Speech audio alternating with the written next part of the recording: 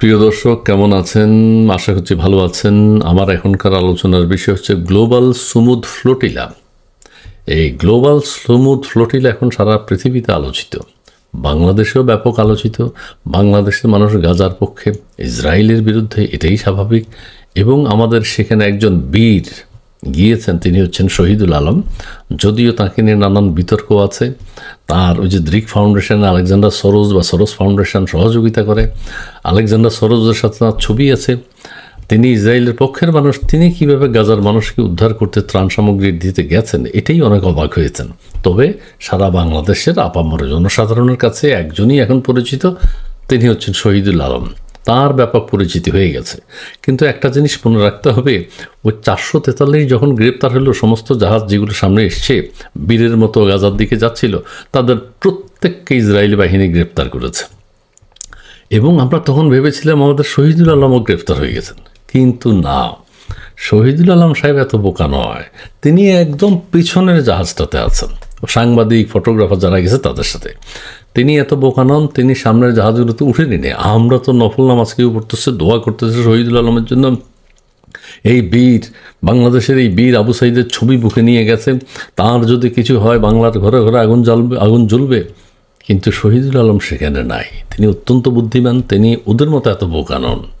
ঠিক আছে, তাকে ইসরায়েলি বাহিনী গ্রেফতার যখনই করতে যাবে, তখনই তিনি আলেকজান্ডার সরোজের ছবিটা দেখাবেন। তার সাথে আলেকজান্ডার সরোজের ছবি আছে, তিনি ইসরায়েলের পক্ষের মানুষ। এইটা তার পরিচিতির জন্য তিনি গাজা অভিমুখে রওনা হয়েছেন। গাজার প্রতি মানুষের, বাংলার মানুষের সিম্প্যাথি আছে, সারা পৃথিবীর সাধারণ মানুষের একটা সিম্প্যাথি আছে। যাই হোক, তবে এখানে বলা হচ্ছে, আমি একবার বলেছি, আমাদের আজহারি হুজুর অথবা যদি আহমদুল্লাহ হুজুর যেতেন খুবই ভালো লাগতো, খুবই। কারণ তারা দুজন গাজার পক্ষের মানুষ, এটা একদম পরিষ্কার। ইসরায়েলের বিরুদ্ধে ভিতরে ভিতরে কি সেটা আমরা জানি না, কিন্তু ওই শহীদুল আলম হয়ে ভেজাল হয়ে গেছে। শহীদুল আলম সাহেবকে নিয়ে নানান কথাবার্তা, যে তিনি কোন দিন এরকম মুসলমানদের পক্ষে দাঁড়িয়েছেন, তিনি ব্লগারদের পক্ষে ছিলেন, তিনি বাংলাদেশে লেসবিয়ান কি এলসিবি কি নাকি ওইটার পক্ষের মানুষ, তিনি নানান ষড়যন্ত্রের সাথে জড়িত। তিনি কিভাবে গাজায় যেতে চান ত্রাণ সামগ্রী নিয়ে। অনেকে আবার ফান করে বলছেন শহীদুল আলম সাহেবরা তাদের জাহাজে করে নিজেদের জন্য ত্রাণ নিয়ে যাচ্ছেন, যাতে গাজায় ঢুকতে পারলে নিজেরা বেঁচে থাকেন। তবে কিছু ত্রাণ সামগ্রী সেখানে আছে, কিন্তু আগের যে 443 জনকে গ্রেপ্তার করা হয়েছে, ওদের যে 40টা জাহাজ ছিল, ওগুলোতে ব্যাপক ত্রাণ সামগ্রী ছিল। এখন ইসরায়েল তাদের প্রত্যেককে নিজের ঘরে নিয়ে গেছে। এই যারা গেছে ফ্লোটিলার এই আন্দোলনে, তারা প্রত্যেকেই কিন্তু জানে ইসরায়েল তাদেরকে গ্রেপ্তার করবে। ঠিক আছে, এবং গ্রেফতার করে কোনো কিছু করবে না, তাদেরকে আবার ছেড়ে দেবে। কারণ সারা পৃথিবীকে ইসরায়েল উত্তপ্ত করবে না, গ্রেফতার করে উত্তপ্ত করেছে। তবে একটা জিনিস, একটা মহৎ উদ্দেশ্য আছে, যে মুসলমানদের পক্ষে দাঁড়িয়েছে এই যে সুমুদ ফ্লোটিলার লোকজন। একটা বিষয় আছে যে সারা পৃথিবীর দৃষ্টিটা গাজার দিকে গেছে। গাজার মানুষের যে অশান্তি, যে কষ্ট, যে যন্ত্রণা, এতে মধ্যে 67-68 হাজার মানুষকে মেরে ফেলছে ইসরায়েল, সেই দিকে মানুষের মন গেছে। কিন্তু এই ফ্লোটিলা কি গাজায় শান্তি আনতে পারবে? না। তারা গাজায় ত্রাণ সামগ্রী পৌঁছানোর জন্য একটা করিডোর করতে চেয়েছেন, কিন্তু ইসরায়েল সেটা হতে দেবে না। এটা ফ্লোটিলার সবাই জানে, ইসরায়েল তাদেরকে গ্রেফতার করবে এটাও জানে।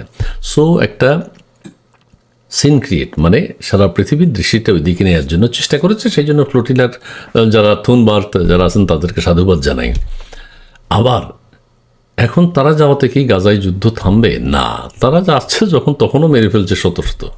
ঠিক আছে, তবে মার্কিন প্রেসিডেন্ট ডোনাল্ড ট্রাম্প এখন যে উদ্যোগ নিয়েছেন, এটা যদি ভালো কিছু হয়ে থাকে, সত্যি ভালো কিছু হয়ে থাকে, উদ্যোগটাকে স্বাগত জানানো উচিত। তবে প্রবলেম হচ্ছে, তিনি অন্তর্বর্তীকালীন সরকার হবেন না সেখানে। অর্থাৎ গাজায় শান্তি প্রক্রিয়া যখন শুরু হবে, ডোনাল্ড ট্রাম্প হবেন অন্তর্বর্তীকালীন সরকারের প্রধান, মানে ডক্টর ইউনূস সাহেবের মতো।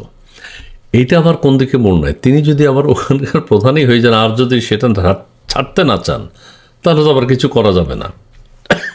এক্সকিউজ মি, এটা নিয়ে একটা দুশ্চিন্তা আছে।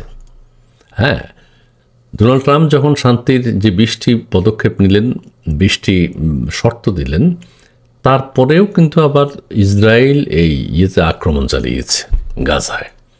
ইসরায়েল কিন্তু থেমে নেই, ইসরায়েলের সন্ত্রাস চলছেই। কাজে কীভাবে শান্তি হবে, কীভাবে শান্তি প্রক্রিয়া চালু হবে, সেটি ভাববার বিষয়। তবে শহীদুল আলম সাহেব, আবার বলি, আমাদের শহীদুল আলম সাহেব অত বোকা না যে 443 জনের মতো আগে যে ইসরায়েলের হাতে গ্রেপ্তার হবে। বাংলার দামাল ছেলে, আমাদের ফটোগ্রাফার আলোকচিত্রী শিল্পী শহীদুল আলমের বুদ্ধি আছে, তিনি চিরঞ্জীব হোক, বাংলার মানুষের ঘরে ঘরে এখন শহীদুল আলম সাহেবের ছবি স্থান পাবে। বাংলার বীর শহীদুল আলম এখন গাজার আশেপাশে গ্রেপ্তার হতে পারেন, হোক, হলে তো আরও বিশাল ব্যাপার। তবে ফাঁকিবাজি করেছেন তিনি, যে ওই যে আমরা ভেবেছিলাম যে 430 জন, তিনিও বিষয়টা পরিষ্কার করেননি, তার পক্ষে কেউ সেটা পরিষ্কার করেনি যে 430 জনের মধ্যে শহীদুল আলম নেই, যে সামনের জাহাজগুলোতে শহীদুল আলম সাহেব নেই, উনি একদম পিছনে আছেন। এটা কিন্তু আমরা জানি নাই, কিন্তু আমরা আল্লাহর কাছে অশেষ দোয়া করেছি আমরা শহীদুল আলম যে ওনাকে গ্রেপ্তার করা হয়েছে, কিন্তু পরে শুনতে পারলাম না, তিনি গ্রেপ্তার হননি, তিনি ভালো আছেন। ঠিক আছে, ধন্যবাদ।